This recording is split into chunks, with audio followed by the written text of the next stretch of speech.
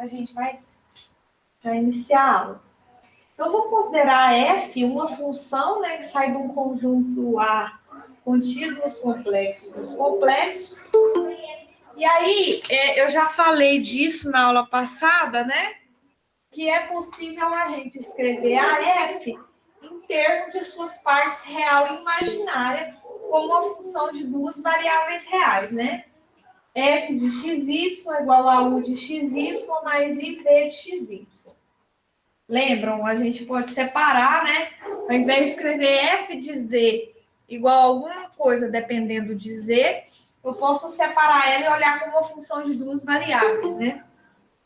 Acredito aí que a maioria de vocês já deve tá fazendo o cálculo 1. Isso não é estranho para vocês, né? Então, a F pode ser escrita dessa forma.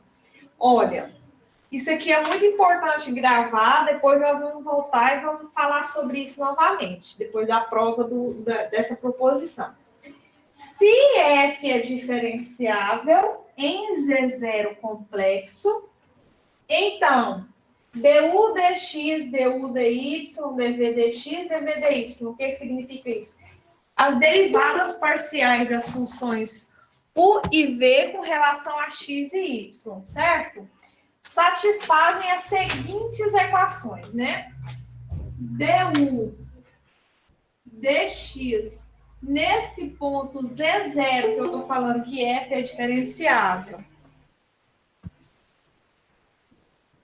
é igual a dv dx nesse mesmo ponto Z0 e du dy nesse ponto Z0 é igual a menos desculpa, aqui é dv dy, tá? E du dy é igual a menos dv dx no ponto Z0, né? Então, essas duas equações aqui, né, são chamadas de as equações de Cauchy-Riemann. Olha que interessante, né? De Cauchy-Riemann.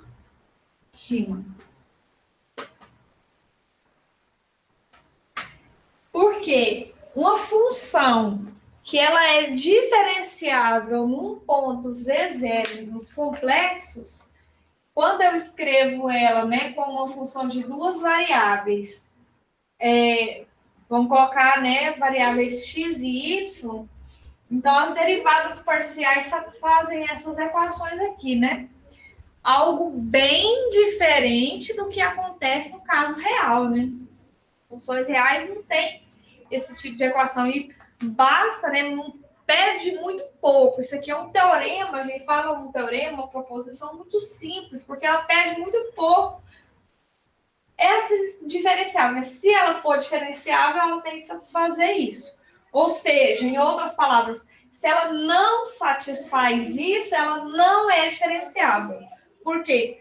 Toda função diferenciável tem que satisfazer essas equações, que são as equações de Cauchy-Riemann, tá? Só um momentinho aqui, gente. Só um pouquinho. Já volto.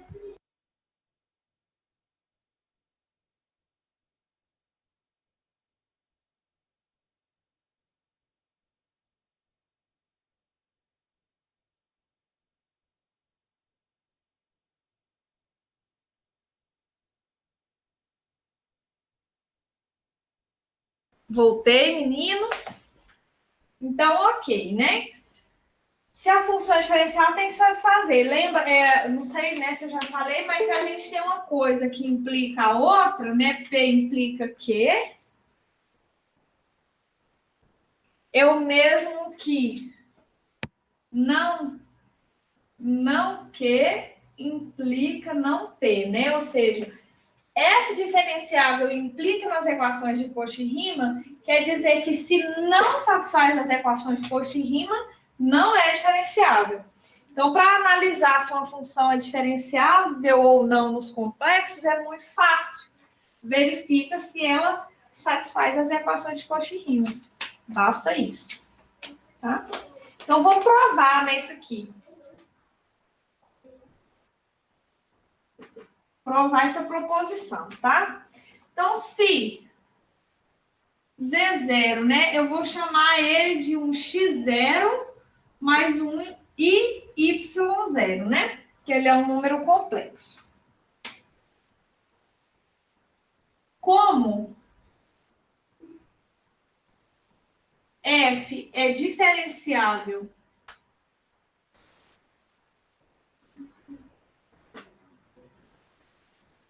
em Z0, né? A F ela é diferenciável no ponto Z0, o limite existe, né? Então, existe a F' de Z0, que a gente já tinha definido antes, é o limite. Tá. Só que aqui eu ainda quero escrever. Vou escrever isso aqui, depois eu discuto, tá?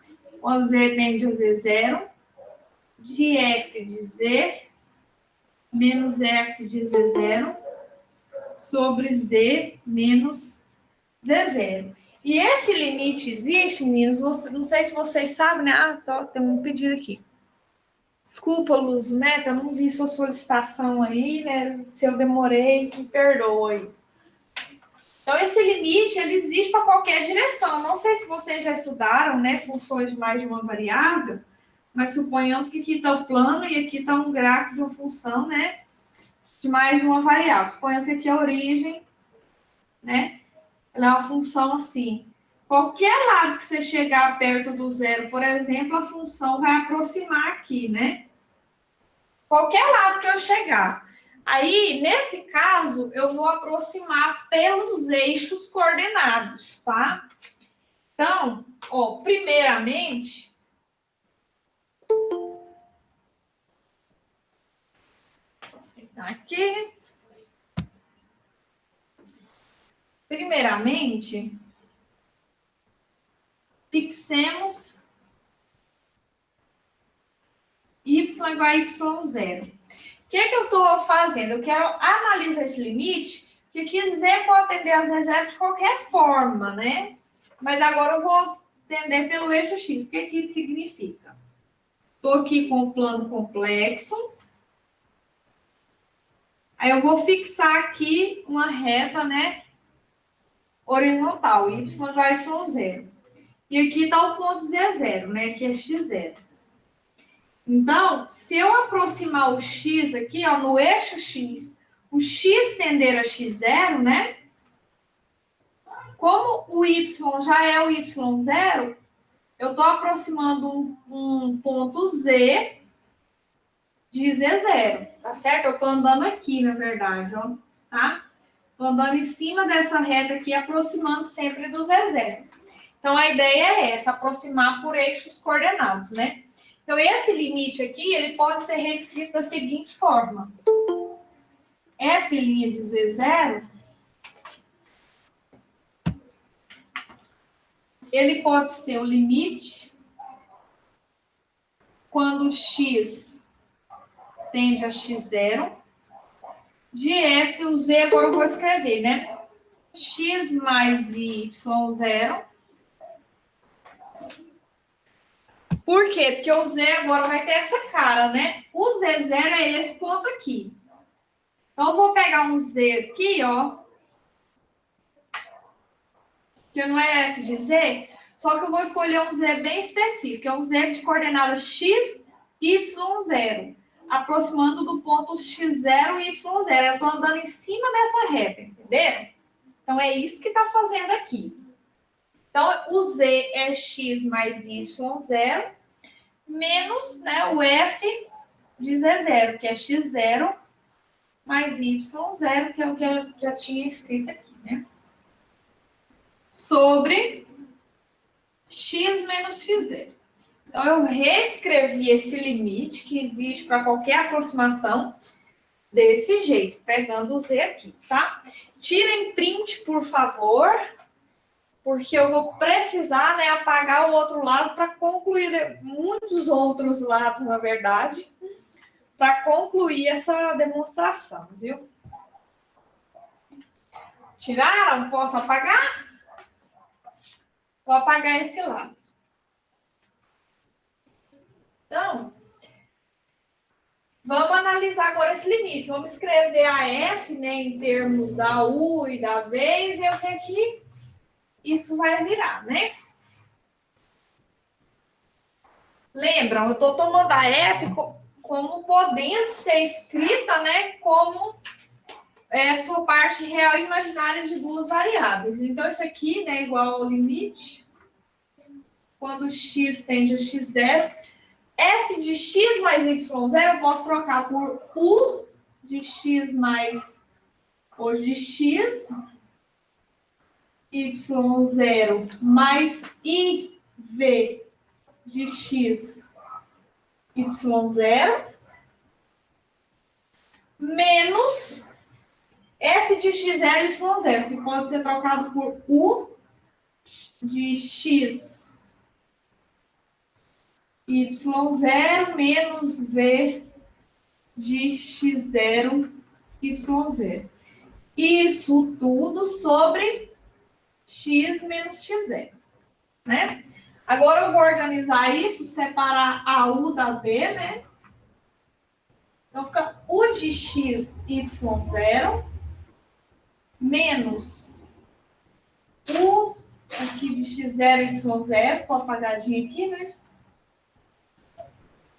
Sobre x menos x0. Mas agora eu vou separar o i, né, vezes o limite da z. Da v, desculpa. Limite que tem aqui, desculpa, né, eu não coloquei. Que tem um i multiplicando esse v e esse v, né? Então eu coloquei ele em evidência aqui. Quando x tende a x0, de v de x, y0 menos v de x0, y0 sobre x menos x0. Só que o que é isso aqui? Vocês que estão fazendo cálculo 2 já sabem reconhecer o que é isso? Isso daqui, né, é exatamente a derivada parcial de u com relação a x, né? No ponto x0, y0, ou seja, no ponto z0. Isso aqui é a derivada parcial de u com relação a x nesse ponto z0, que é x0, y0. Mais e esse limite aqui é a derivada parcial de v com relação a x de z0, que é o ponto x0, y0, né? Eu posso olhar dessa forma aí. Eu até coloquei, foi z0 mesmo. Então, vejam, eu fixei a reta horizontal e aproximei. Agora eu vou fazer o contrário, ó. Vou escrever aqui, por outro lado, o que acontece agora? Eu vou aproximar de outra maneira, ó. Aqui x0, aqui y0. Então, esse ponto x0, y0 é exatamente o ponto z0, né? Eu vou fixar, né? X igual a x0. E aí eu vou tomar um ponto aqui, por exemplo, ó, z. Não, aqui, né? Desculpa. Aqui. Vou pegar um ponto z aqui, que a coordenada dele é y, x0, ó, tá? Então, eu vou fixar essa reta, x igual a x0, eu vou pegar um z da forma y, x0, e aproximar ele do z0. Então, na verdade, eu vou fazer o y aproximar do y0, tá vendo? Fazendo o contrário do que eu fiz aqui, né? Que eu fiz com o x. Tranquilo, Johnny, isso aí acontece com todos, tá? Então, vamos lá, né? Então, esse aqui é o limite. Quando o y tende a y0. Porque agora eu estou tentando escrever a f' de z0 olhando por esse outro eixo, né? Então, esse aqui vai ser a f de x0 mais y menos a f de x0 mais y0 sobre o ponto Z, né, o Y é o eixo imaginário. Então, eu vou colocar, né, que Y menos I, Y0. Agora, eu vou trocar essas funções aqui pelas funções de duas variáveis que descrevem essa função, né? Ou seja, isso aqui é o limite quando o Y tende a Y0, f de x mais y. Isso aqui é o quê? É u, ou desculpa, x0 mais y, né? U de x0, y mais i v de x0y menos u de x0y0 menos i v de x0y0. Isso tudo sobre um i colocado em evidência que multiplica y menos y0, né? Até aqui eu espero que esteja ok, né? Essa parte corresponde a essa e essa parte aqui corresponde a essa. Eu vou precisar apagar esse segundo lado aí, né? Acredito que vocês já tiraram um print. E eu vou precisar guardar essa aqui, né? Deixa eu até dar um nome para ela aqui de 1.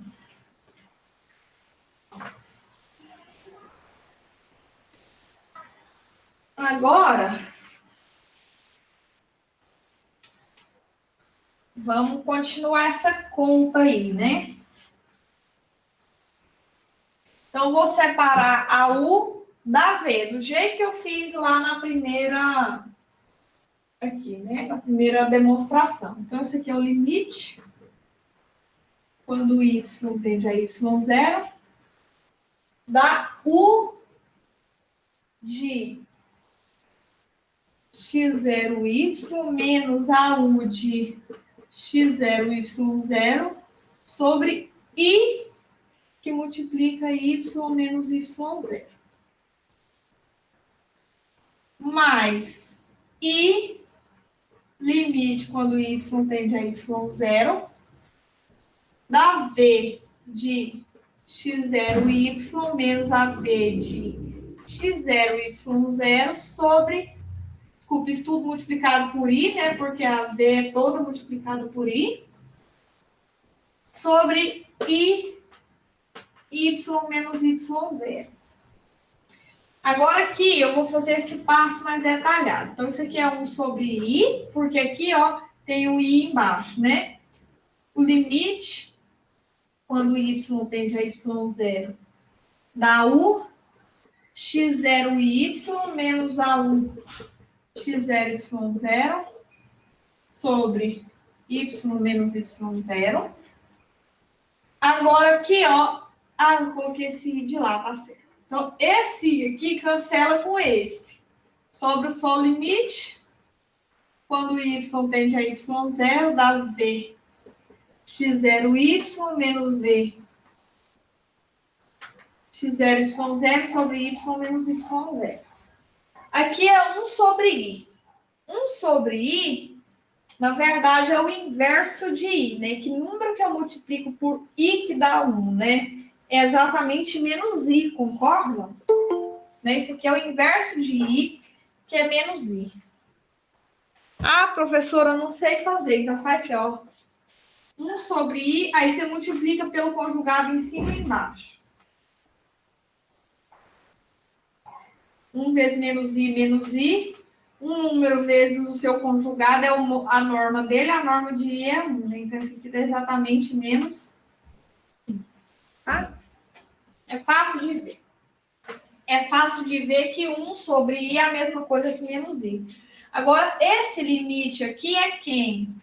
É a derivada parcial de U com relação a Y no ponto Z0.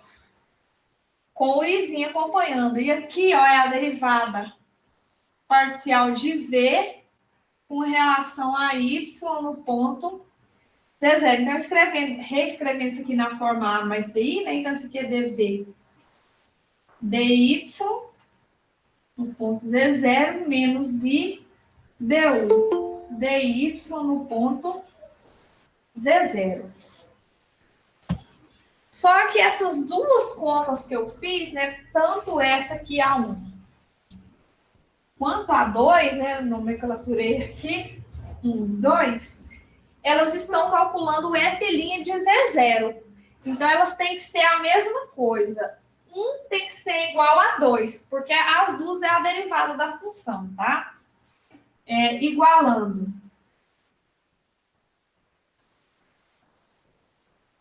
Essas duas equações, né? 1 e 2, o que a gente tem? A parte real dessa tem que ser igual à parte real dessa, ou seja, du dx, né, no ponto Z0, tem que ser igual a dv dy no ponto Z0.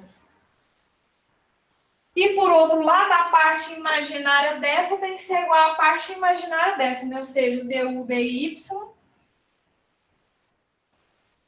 no ponto Z0, troca o sinal, né? Igual a menos dv dx ali, né? No ponto Z0.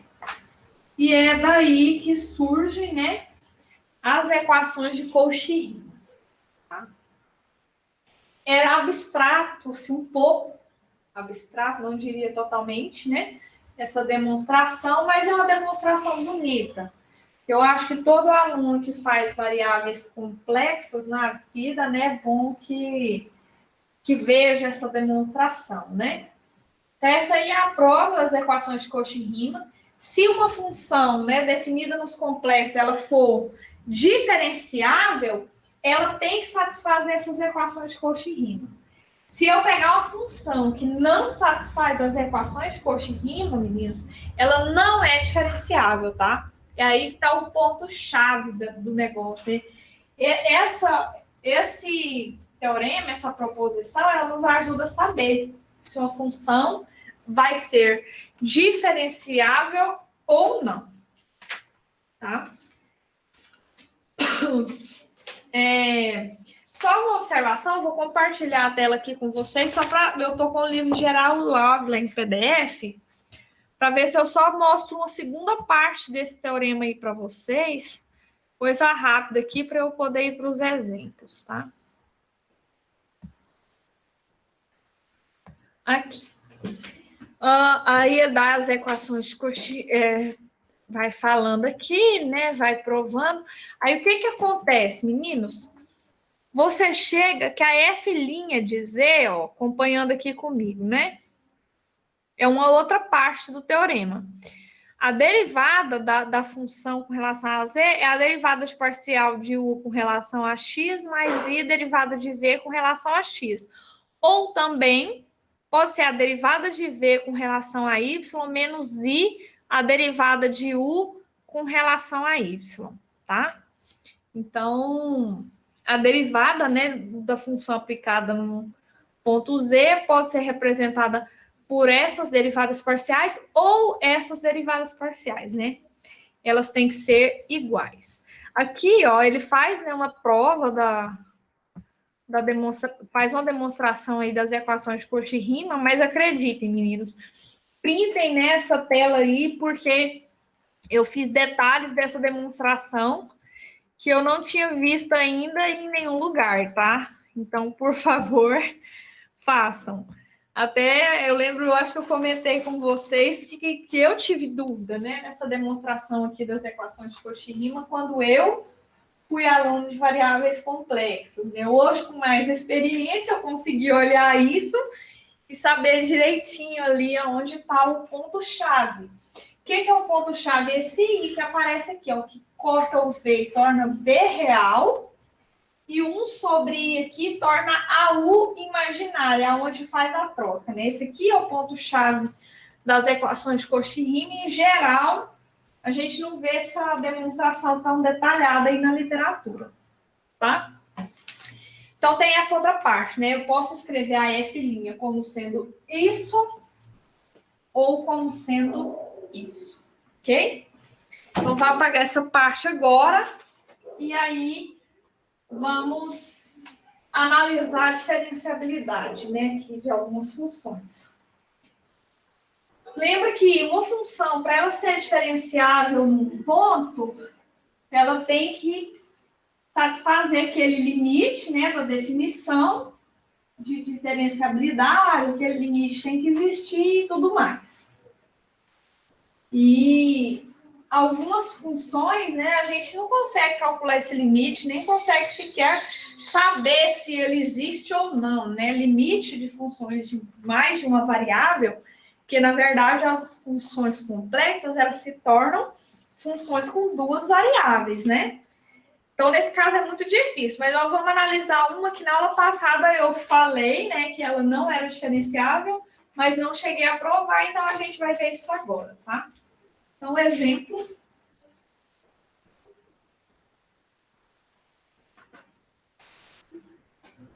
Prove que f de z igual a z barra não é diferenciável.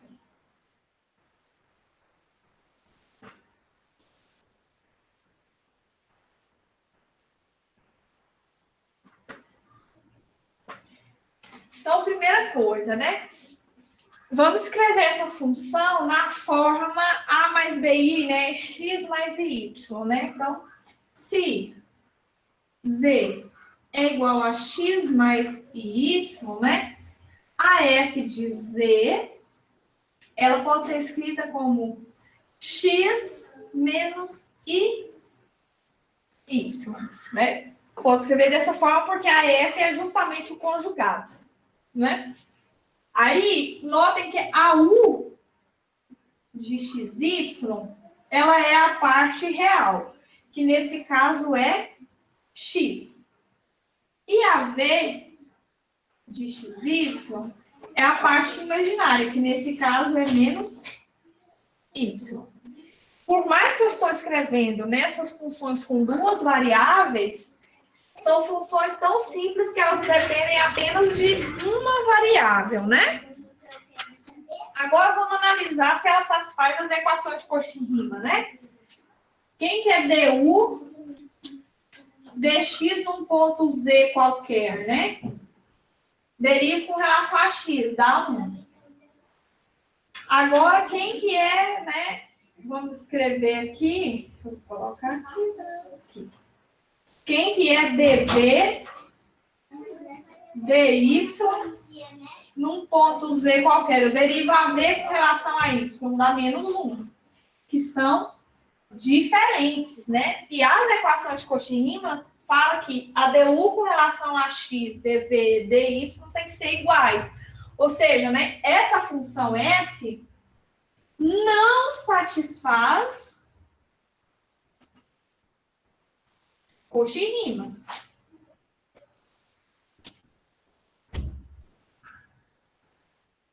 Né? Então, se essa função, né, não satisfaz as equações de Cauchy-Riemann, ela não é diferenciável. Por quê? Porque o teorema das equações de Cauchy-Riemann é muito claro.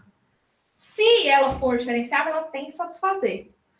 Ou seja, a controvérsia disso é, se não satisfaz, não é diferenciável. Então, nós acabamos de provar que essa função aqui, dado um ponto z, ela dá o conjugado do z, ela não é a função diferenciável, porque a primeira já não deu certo, né? Ela não satisfaz as equações de Cauchy-Riemann, tá? Vocês já ouviram falar em condição necessária e condição suficiente? Assim, é muito interessante isso, né? O necessário é basta aquilo, né? O suficiente quer dizer, não precisa mais do que aquilo, né? Então, tem teoremas que dão condições necessárias. Tem teoremas que dão condições suficientes. E tem teoremas que dão condições necessárias e suficientes, que são os melhores. O teorema, né, que fala sobre as equações de Cauchy-Riemann, ele dá uma condição necessária. Ou seja, para que uma função seja diferenciável, é necessário que ela satisfaça as equações de Cauchy-Riemann. Mas não quer dizer que exista uma função que satisfaça Deixa eu pensar aqui.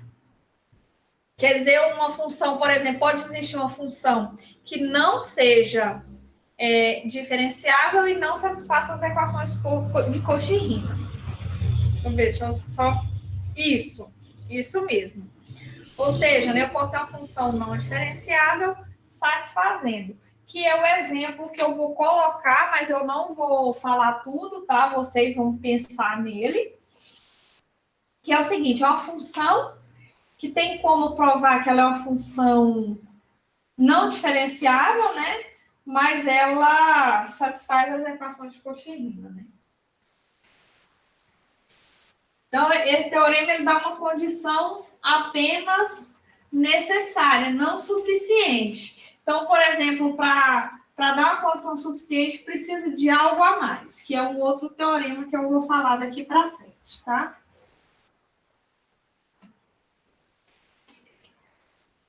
Então, agora, esse exemplo aqui, ó,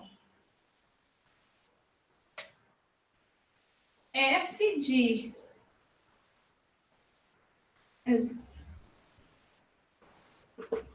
de x mais y, ela tem uma imagem real, ela é a raiz do módulo de x vezes y, tá?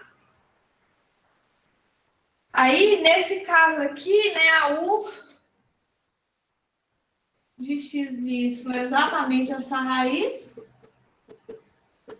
e a v, que a parte imaginária é zero, né? Aí eu quero que vocês vejam, né, que o que acontece? Por exemplo, se x é igual a zero, implica que a f é toda nula. Concordam? Então, nesse eixo aqui, ó, no eixo x todinho, a função se anula, porque se o x for zero, né, zero vezes qualquer coisa dá zero. E se y for zero, a f também se anula, né? Então, ela anula nos eixos, tá? Ela é zero em todo o eixo x e em todo o eixo y. Aí vocês vão fazer aí a continha, né? E mostrar que a du dx na origem é igual a du dy na origem, que é igual a dv dx na origem, que é igual a dv dy na origem, que é tudo zero. Aí, como é tudo zero, satisfaz as equações de Cauchy-Riemann. Então, essa função, né, f, satisfaz as equações de Cauchy-Riemann. Porém, f não é diferenciável. Então, vocês vão analisar isso também. Não é diferenciável. Tá? Ou seja, o teorema, né, de Cauchy-Riemann, ele é assim, ó, se f é diferenciável, implica valer as equações de Cauchy-Riemann. Agora, valer as equações de Cauchy-Riemann não necessariamente implica a função ser diferenciável, ou seja, esse teorema não necessariamente tem recíproca, tá? Ou seja, f diferenciável, né, implica Cauchy-Riemann. Porém, o contrário, né, a ida vale, porém a volta não, né? Ou seja, eu posso ter função que satisfaz Cauchy-Riemann e não ser diferenciável. E aqui está o exemplo. Ou seja, essa condição ela é necessária, porém ela não é suficiente. Aí na matemática, é claro que nós matemáticos a gente busca muito tornar um teorema com condições necessárias e suficientes. Em outras palavras, um teorema se e somente se, né? Ou seja, será que se eu colocar alguma hipótese a mais, né? Ah, satisfaz a equação de Cauchy-Riemann e mais isso, implica F diferenciável? Porque a questão aqui, né, meninos, tô tentando aqui fazer vocês entenderem, né, um pouco mais de matemática, me esforçando para isso, é que só satisfazer Cauchy-Riemann não é suficiente. Então, eu preciso acrescentar algo aqui para que a recíproca seja verdadeira, ou seja, que isso se torne um teorema com condições necessárias, já é também suficientes, ou seja, para se tornar um teorema se e somente se, tá? Que é o teorema que eu vou escrever agora aqui para vocês, tá? Então, espero que vocês já tenham printado. E aí eu vou apagar essa parte, tá? Esse, meninos, eu vou só enunciar. Eu vou enunciar, vou discutir aqui o enunciado com vocês. E esses teoremas aqui, né? Esse teorema que eu vou escrever agora, coisas desse tipo, né? Não é a primeira vez que eu vejo isso na matemática. Eles são difíceis de ser demonstrados mesmo, tá? Tem a demonstração dele no livro. Não é uma demonstração tão simples, tá? São demonstrações um pouco complicadas, mas acredito que dá para, se vocês pegarem o livro, né, tiverem interesse de ler, dê para entender um pouco, tá? Então, o teorema fala o seguinte, né? Seja f de z, né, uma função da forma u mais iv, f sai do subconjunto A dos complexos nos complexos e du dx, du dy, dv dx, dv dy, as derivadas parciais, né, existem, ou seja, as derivadas parciais de u e v, essas derivadas aqui, existem e são contínuas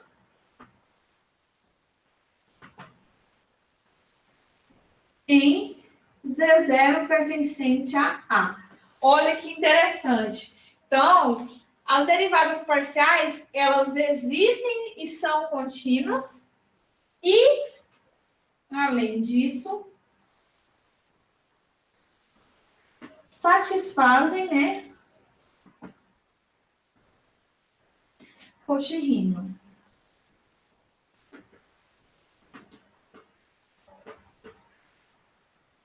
Isso.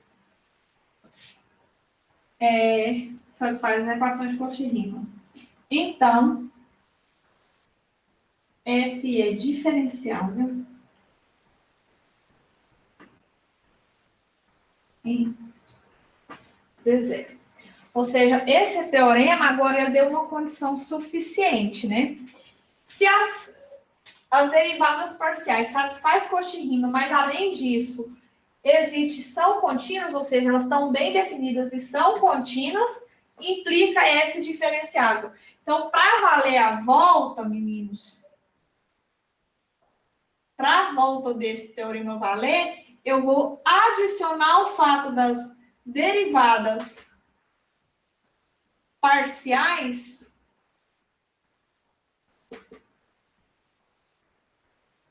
existirem e serem contínuas. Ok? Se, além de satisfazer Cauchy-Riemann, elas existir, né, tiver bem definido e ser contínua, então implica F diferenciável, tá? Esse caso aqui, as derivadas parciais, elas não são funções contínuas. E aí, por isso, né, que não vale a recíproca para esse caso aqui, tá certo? Então é isso. Essa parte é um pouco cansativa, porque tem muitas demonstrações, né? Mas eu espero que tenha ficado claro para vocês, né, que as equações de Cauchy-Riemann, elas estão muito ligadas à diferenciabilidade de uma função definida por variáveis complexas, certo? E agora, vamos passar para uma outra parte, né? Porque isso aqui é só uma parte dedicada aí para as equações de Cauchy-Riemann, nem coloquei aqui, mas depois eu falo sobre isso.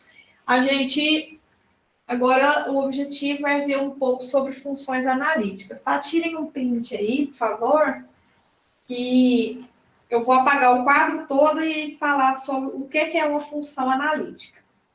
Porque até então, né, e isso acontece lá no cálculo 1 também, a função aqui até agora, a gente só estudou ela, a diferenciabilidade dela, melhor dizendo, num único ponto, né? Vamos lembrar o que é isso lá no cálculo 1, que foi uma coisa que eu até lembro que quem, né, fez comigo, eu frisei bastante isso com vocês. Lembram que a derivada, né, de uma função, a gente definia função real, vou fazer um parêntese aqui, por exemplo, vamos pegar f de x igual a x quadrado. Quem seria o f' de 2, ou seja, a derivada da função no único ponto? Isso aqui era o limite, quando x tende a 2, de x ao quadrado menos 2 ao quadrado sobre x menos 2. Isso aqui dava 4, que era um número real, né? Só que eu poderia olhar isso num ponto genérico. F' de x é igual a 2x. Então, dado um ponto x qualquer, eu sempre tinha a derivada dela. A derivada era uma outra função, 2x. Então, tem uma diferença muito grande entre calcular derivada num único ponto e olhar a derivada numa vizinhança, pelo menos. Não vou dizer globalmente, mas pelo menos uma vizinhança de um ponto, tá? E aí é onde entra o conceito de funções analíticas. Bom, uma função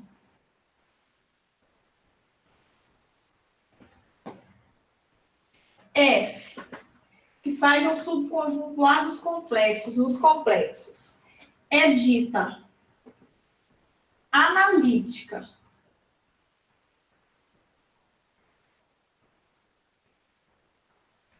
em Z0 quando existe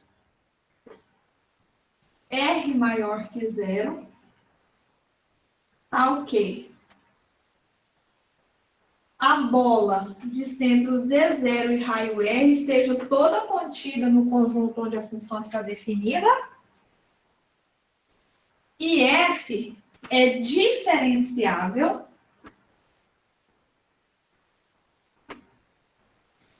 em todo ponto dessa bola, né? Dessa bola B de centro Z0 e raio R. Dizemos que F é analítica, né? Simplesmente analítica, se F é analítica em todo ponto de A.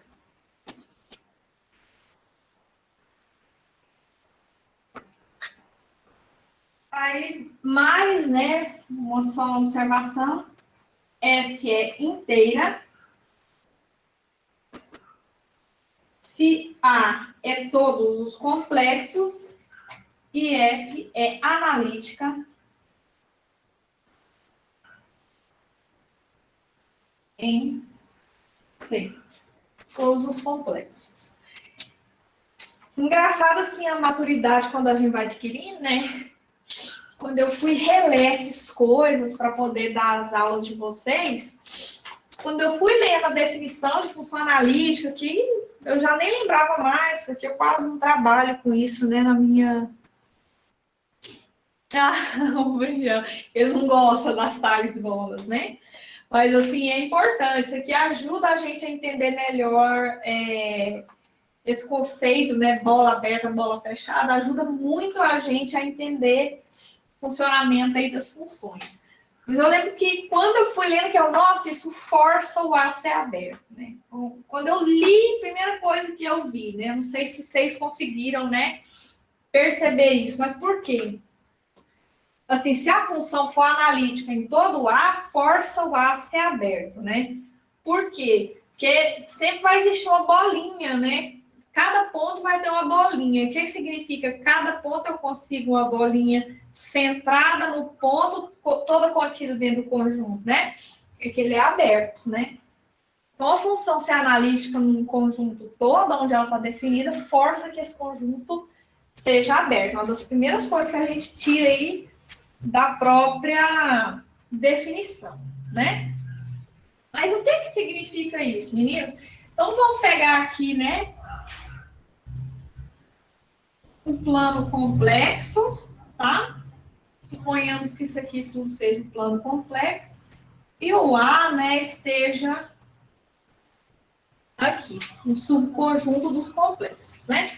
Aí a função f, ela vai também nos complexos, né? Para cada ponto de A, ela leva aqui num ponto dos x, num ponto dos complexos. O que quer dizer ela ser analítica num ponto? Que aí a gente analisa se ela é analítica num ponto, né? Então, se eu pego um ponto Z0 aqui, o que significa ser analítica em Z0? Que eu consigo um raio, tal que a bola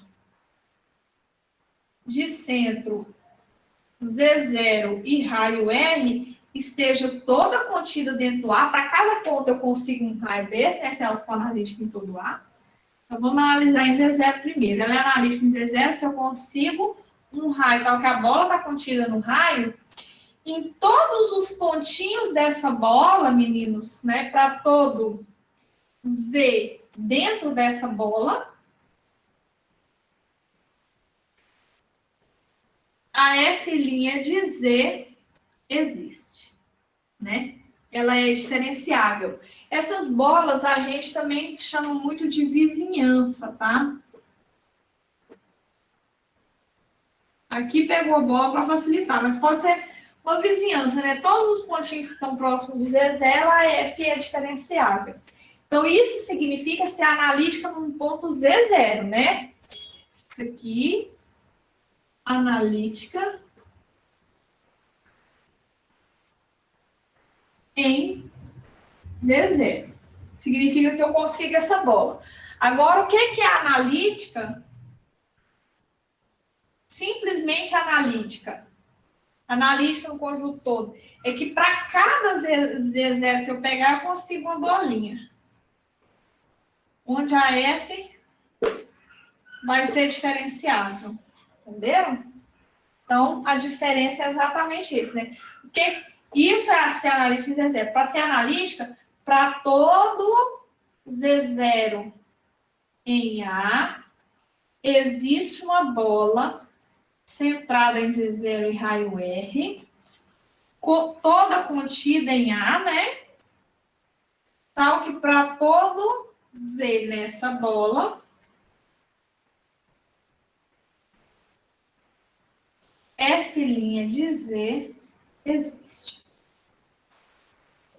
Tá? Então, é um conceito aí também, né, que não existe nos casos de funções reais, né? Função analítica, né? A gente não estuda isso no caso real, funciona só mesmo no caso complexo, tá? Então, espero que tenha ficado um pouco claro aí o que significa a função ser analítica, né, ali a definição, e vamos ver, né, agora algum exemplo, né? Ah, tá bom, definir função analítica. Será que existe exemplo de função analítica? Uma das coisas que matemática também tem muita preocupação, né? Igual, por exemplo, a gente estuda, igual eu estudo na minha tese a equação, né, de campo de Einstein. Então, às vezes, a gente estuda algumas variedades lá diferentes. E aí a gente fala, mas se se tiver solução, né, dentro dessa variedade de equação de campo de Einstein. Cadê um exemplo? Porque muitas das vezes, né, na matemática preocupa de trabalhar no vazio. Isso às vezes acontece, às vezes as soluções lá nossas é um conjunto vazio e a gente fica lá trabalhando naquilo, sabe? Que não vale a pena. Então, estou definindo aqui função analítica, estou falando isso tudo. Será que tem função que é analítica, né? Será que existe exemplos, né? Lógico que sim, né? Um exemplo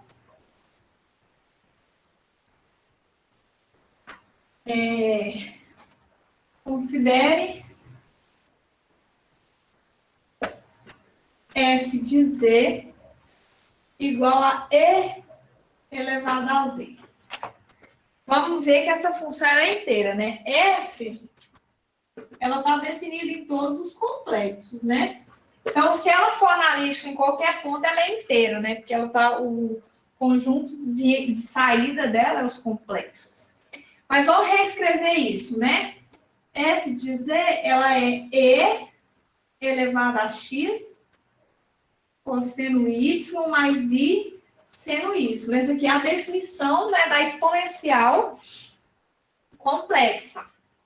Então, isso aqui é e elevado a x cosseno y mais i elevado a x seno y. Isso. Aí, agora, eu vou calcular a f' de z, num ponto z qualquer. Lembra lá das equações de Cauchy-Riemann? Isso aqui é a d. Deixa eu só escrever quem que é a u, quem que é a d. Melhor de ver. Né? Então, aqui, ó, a gente tem que a u de xy, ela é a parte real. E elevado a x cosseno y. E a v, e elevado a x vezes o seno de y, né? Aí lembram que para calcular a derivada, né? Uma das maneiras era só calcular a derivada parcial com relação a x, né? Isso aqui é du dx num ponto z qualquer, mais i dv, desculpa, dv dx num ponto z qualquer. Deriva isso aqui com relação a x. Derivada de e elevado a x é ele mesmo. Aí o cosseno de y, ele é constante, né, com relação a x. Então, ele mantém, né? Concordam com isso? Não sei se vocês já estão trabalhando isso com facilidade. Cálculo 2. Mais i dv com relação a x. O seno é constante, né, com relação a x. Vai ficar constante mesmo a derivada da função. Então, derivada de ele mesmo é elevado a x seno y. Esse aqui deu exatamente o e elevado a z, né? Ou seja, se f de z é e elevado a z, o f' de z para qualquer z continua sendo o próprio e elevado a z, né? Igualzinho real, né?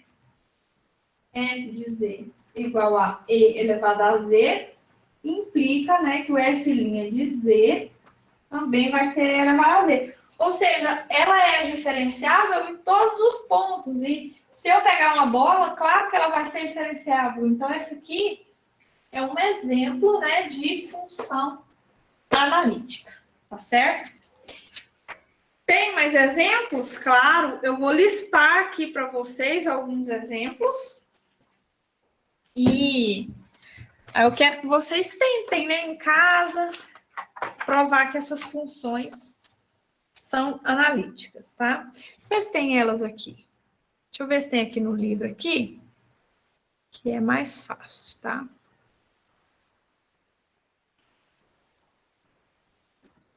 Ver.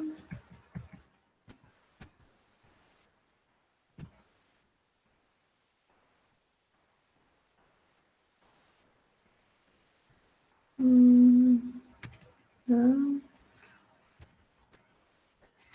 Mas aqui acho que dá certo. Deixa eu compartilhar a tela com vocês. Esse livro aqui, que eu estou falando para vocês, é o livro do Geraldo Ávila, tá? Essas funções aqui é boa de vocês analisar se elas são analíticas ou não, tá? São essas aqui, ó.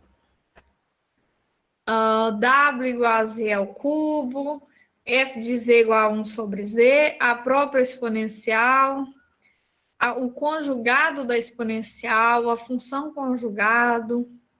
Essa daqui, né, que eu estou combinando aqui umas exponenciais reais aqui.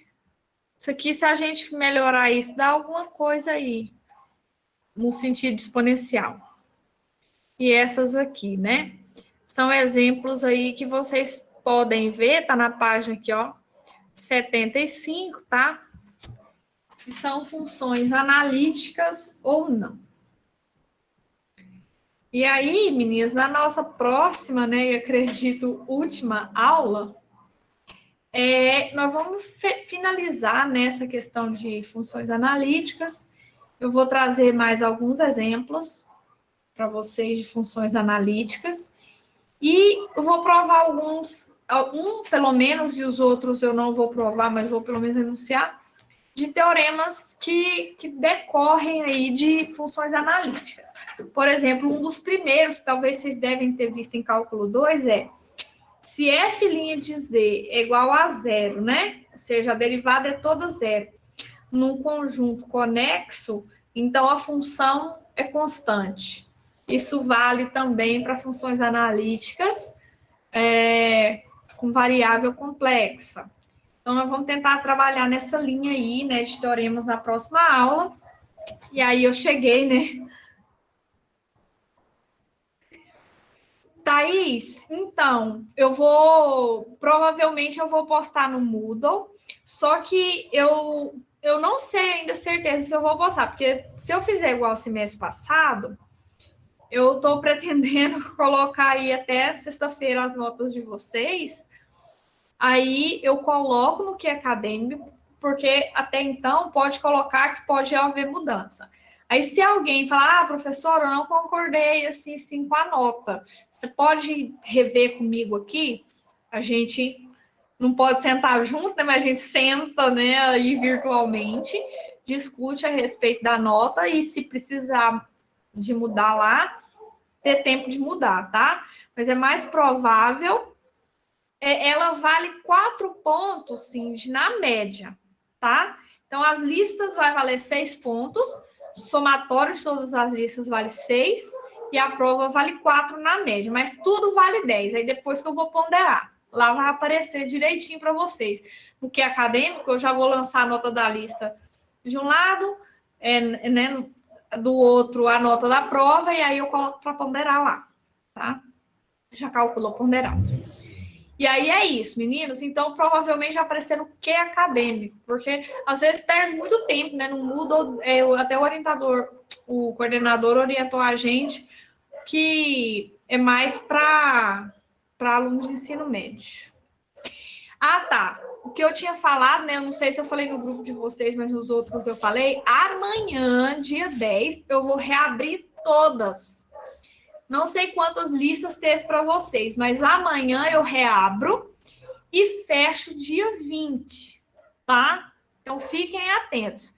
Amanhã vai ficar tudo aberto e eu vou fechar dia 20. Então quem não fez vai ter oportunidade de fazer. Entenderam? Vou abrir todos. Eu fiz isso semestre passado com os meninos, né? Para não prejudicá-los, porque tem muitas coisas que envolvem aí, né, nesse ensino remoto, tá? Então, amanhã eu reabro. Quem não fez, né, aproveita a oportunidade, faz, coloca lá. Por isso que eu ainda nem corrigi, assim, tudo as listas, porque eu quero dar essa chance. A minha nota sempre vai lá, eu sou a última a entregar. Justamente por isso, porque eu vou, né, dando aí uma chance de recuperação para o aluno até o último instante, né? E aí, então eu vou esperar esse prazo para lançar a nota das listas, tá? Mas a da prova deve vir antes. Ok, meninos? Boa noite e até terça-feira, tá bom? Tchau, tchau. Tchau, professora. Boa noite. Até mais. Tchau, gente. Boa noite.